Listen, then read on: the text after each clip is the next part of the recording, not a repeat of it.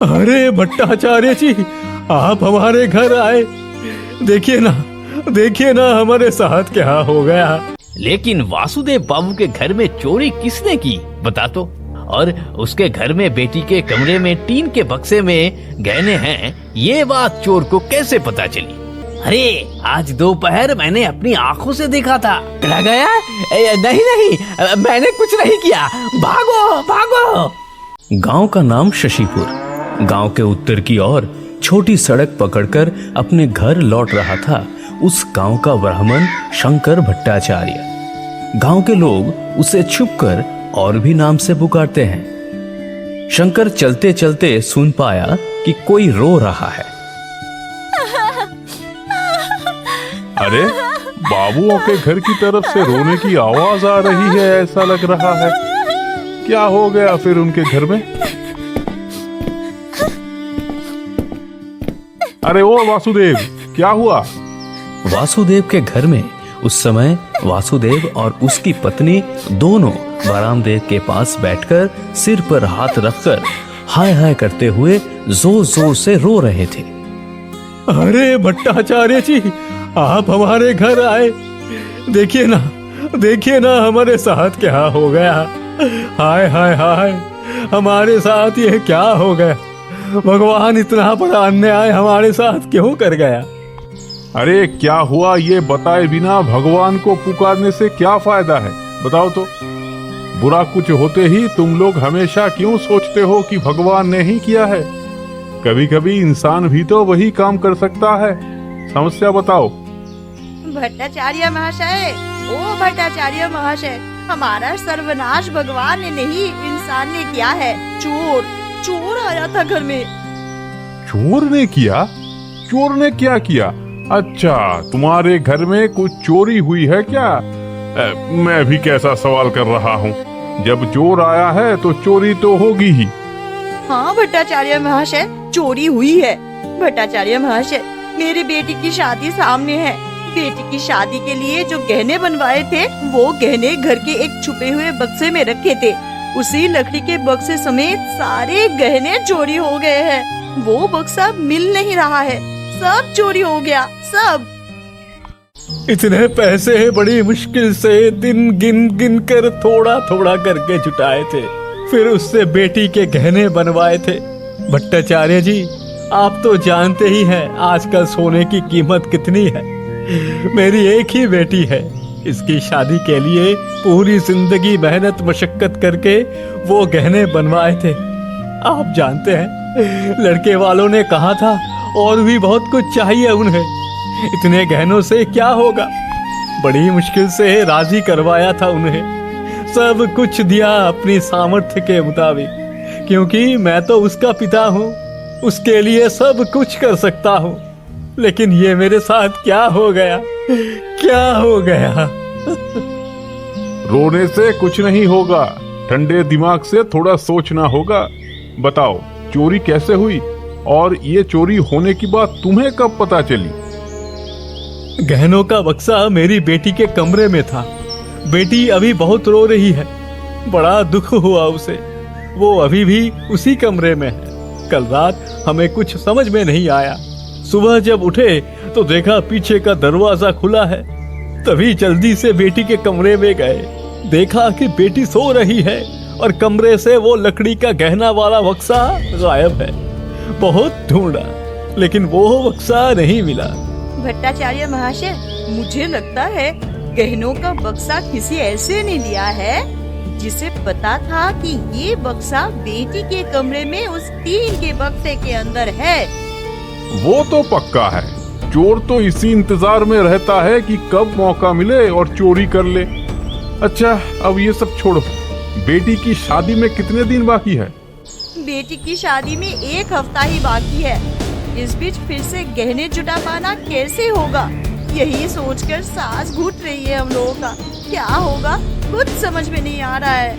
तुम चिंता मत करो, तुम्हारे चोरी हुए गहने वापस मिलेंगे या नहीं ये नहीं कह सकता। इसमें सफलता मिलेगी या नहीं ये भी नहीं कह सकता, लेकिन एक कोशिश तुम कर सकते हो।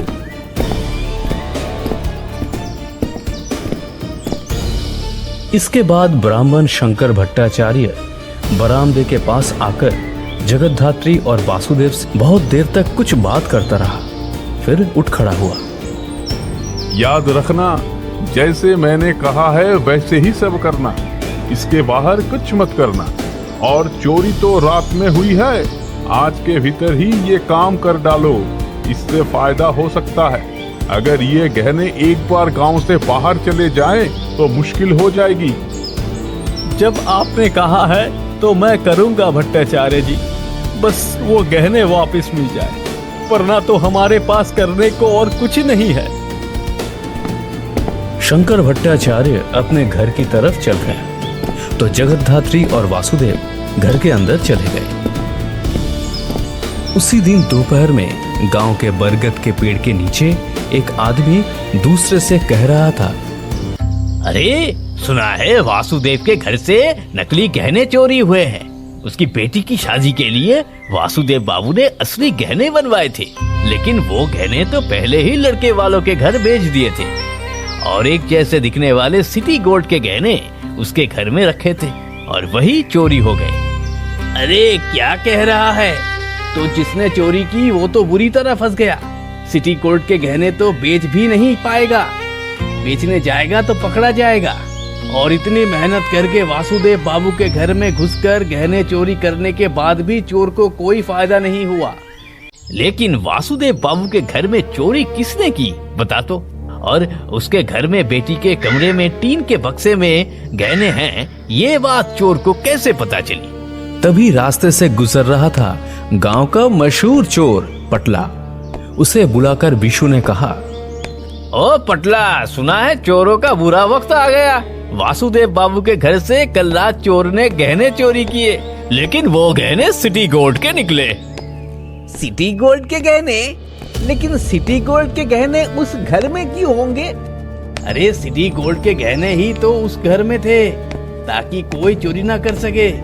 असली गहने तो लड़के वालों के घर थे।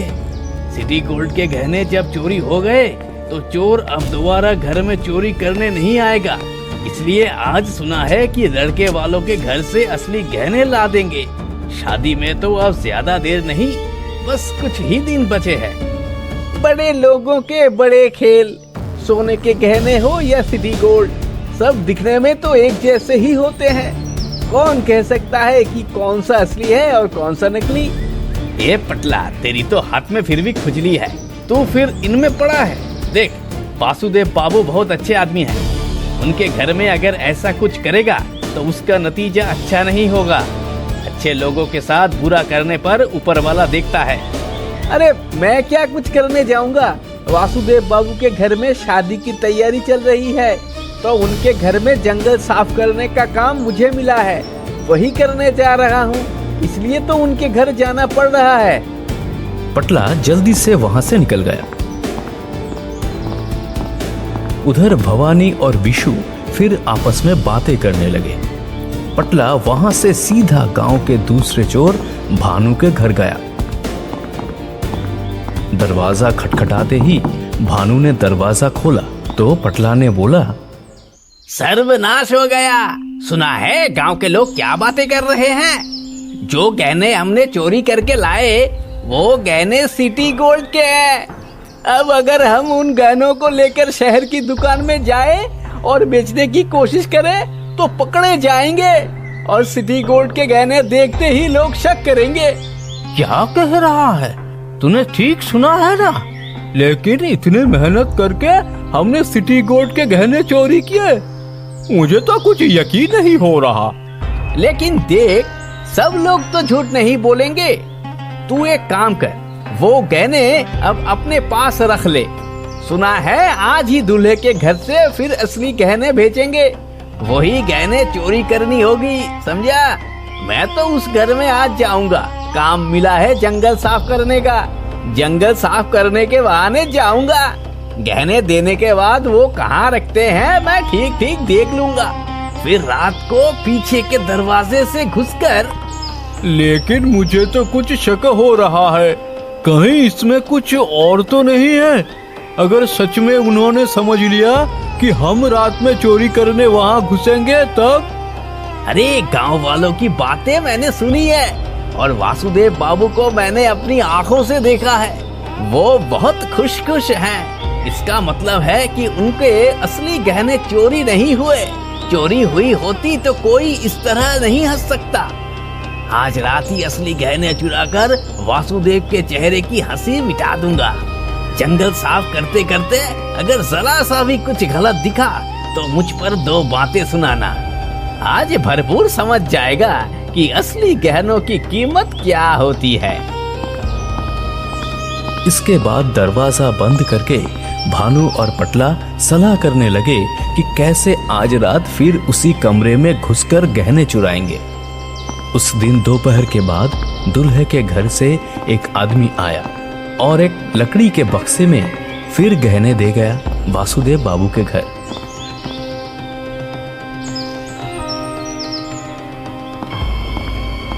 उस समय वहां शंकर भट्टाचार्य भी मौजूद थे। उस आदमी के चले जाने के बाद शंकर भट्टाचार्य ने कहा, चोरी हुए गहने जिस दिन जहां थे उस गहनों का बक्सा भी ठीक वहीं रखें। फिर आज रात देखा जाएगा कि क्या होता है। लेकिन अगर चोर को सच में समझ आ गया कि ये गहने असली सोने के हैं और अगर उसने उन्हें बेच भी दिया हो तब? स्टेशन के पास शक्कर की दुकान पर मैंने कह रखा है। इसके अलावा अगर हमारे गांव का कोई भी आदमी रेलगाड़ी से कहीं और जाकर वो सोने के गहने बेचने की कोशिश करे तो वो उसका पता लगा लेगा। गहने बाहर गए होंगे तो उसकी भी व्यवस्था हो जाएगी। लेकिन मुझे लगता है कि गहने बाहर नहीं गए हैं। इतनी जल्दी असली नकली गहनों की खबर पाकर चोर जरूर एक बार और चोरी करने आएगा। चोर ने सोचा होगा कि वो एक बार गलती कर चुका है, अब तो उसे असली गहने लेने ही होंगे। आपकी ही बात सच हो भट्टाचार्य महाशय। मेरी बेटी का ब्याह अच्छे से निपट जाए, सब अच्छा हो जाए तो मैं अपने घर में ब्राह्मण भोजन करवाऊंगी। ब्राह्मण भोजन करा सकती हैं, लेकिन ब्राह्मण भोजन कराकर जो पुण्य आप पाएंगी वही पुण्य आप गरीब, दुखी, असहाय लोगों को खिलाकर भी पाएंगी। मैं खुद ब्राह्मण होकर ये कह रहा हूँ। तो आज रात देखिए कि क्या होता है। आज रात मैं बेटी के कमरे में रहूंगा। कमरा अंधेरा रहेगा और पीछे के कमरे का दरवाजा भी ढीला कर दूंगा। उस कमरे की कुंडी तो ढीली ही है, बाहर से जरा सा डंडा डालकर हिला दे तो खुल जाती है। काफी देर तक बैठकर पक्की सलाह करने के बाद शंकर भट्टाचार्य थोड़ी पहले ही वहां से निकलकर अपने घर चले गए। बहुत रात को चुपके आकर अंधेरे में मिल गए पटला और भानु, और वासुदेव बाबू के घर के पीछे एक पेड़ के नीचे छिपे थे। सही कह रहा है ना तू? पहले वाला बक्सा जहाँ था ये बक्सा भी वही है। अरे आज दोपहर मैंने अपनी आंखों से देखा था। जब दूल्हे के घर का आदमी बक्सा दे गया तो मैंने देखा कि ये लड़की गाना गाते गाते बक्सा अपने कमरे में ले जाकर उसी टीन के बक्से के अंदर रख आई। मतलब आज भी अंदर घुसकर टीन का बक्सा उठा लिया तो किला फतेह। लेकिन मुझे अब भी अजीब लग रहा है। बक्सा तो हमने चोरी करके ले गए थे, फिर भी उन्होंने उसी जगह गहनों का बक्सा रख दिया। अगर तुझे इतना डर लग रहा है तो तू यही रह, मैं अंदर जा रहा हूँ। सोने के गहने मिल गए तो कल सुबह सुबह सबसे पहली रेलगाड़ी पकड़कर शहर चला जाऊंगा। यहाँ के शक्कर वाले को तो बेचना मुमकिन ही नहीं। फिर उस बिक्री के पैसों से आराम से कई दिन बैठकर खाएंगे। क्या कहता है? पटला अंधेरे से निकल आया। उसका बदन नंगा था, पूरे शरीर पर तेल लगा था, कमर में एक कपड़ा बंधा था। चुपचाप घर के पीछे से दरवाजे के पास आया, एक डंडा डालकर दरवाजा अंदर से खोला और अंधेरे में अंदर घुस गया। ये तो बिस्तर पर मालती सो रही है। सो जा सो जा, तेरे गहने आज मैं ले जाऊंगा, तू सोती रह। ये गहनों का बक्सा मेरा है। उधर धीरे धीरे जब पटला टीन का बक्सा खोल रहा था तभी बिस्तर पर लेटा हुआ आदमी कंबल ओढ़े था। धीरे धीरे कंबल हटाकर उसकी तरफ देखने लगा। चांदनी खिड़की से आकर सीधा टीन के बक्से पर पड़ रही थी। अरे अरे अरे, ये तो टीन का बक्सा है, इसके अंदर भी बक्सा है, लेकिन ये इतना हल्का क्यों लग रहा है? पहले दिन तो भारी था। पटला ने बक्सा खोला तो देखा कि उसके अंदर एक सफेद कागज पर कुछ लिखा है। ये क्या लिखा है? तुम पकड़े गए हो। मतलब मैं पकड़ा गया हूँ? तभी कमरे की बत्ती जल गई। दरवाजे पर जगतधात्री और मालती खड़ी थी और बिस्तर पर वासुदेव उठकर बैठ गए। इस बार उल्लू फंस गया। अरे पकड़ा गया, ये तो तुझे पकड़ने के लिए भट्टाचार्य जी ने जाल बिछाया था। पकड़ा गया? नहीं, मैंने कुछ नहीं किया। भागो भागो। पटला भागने लगा, लेकिन मालती और जगतधात्री ने मिलकर उसे फिर कमरे के अंदर धकेल दिया। उधर बाहर भानु पेड़ के पास खड़ा था, सोच रहा था घर के अंदर नहीं जाएगा, भाग जाएगा। निश्चित ही पटला किसी केस में फंसा है। मैंने पहले ही कहा था कि मामला मुझे अपने लिए ठीक नहीं लग रहा। ये सब जरूर इनका कोई चाल है। अरे बाप रे, मैं पहले भागूंगा। भागकर कहाँ जाएगा? पटला के साथ कोई और भी है, ये बात मैं ठीक समझ गया था। अरे अरे, भागेगा कहाँ? पकड़ो, इसे पकड़ो। आज अगर इसके हाथ पाँव ना तोड़े तो कहना। तभी घर के बाहर से भी आवाजें सुनाई दी।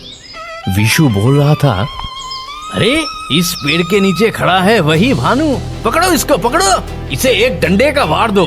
चोरी करने का बहुत शौक चला है ना? भट्टाचार्य जी ने ठीक ही शक किया था, ये भानु और पटला का काम है, इसलिए पटला की अच्छी तरह सुना देने से ही काम हो गया।